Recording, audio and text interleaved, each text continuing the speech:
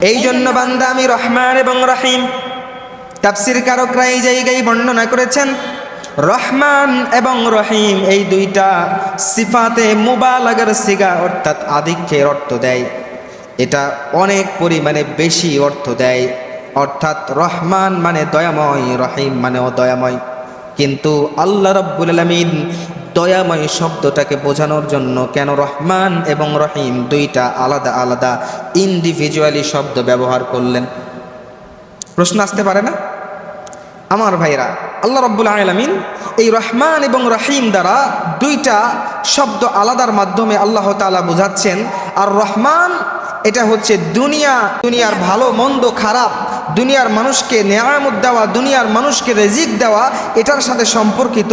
কিন্তু আখিরাতের জন্য আল্লাহ তাআলা রহিম নামটাকে আল্লাহ তাআলা সেপারেট করে দিয়েছেন। পড়েন সুবহানাল্লাহ।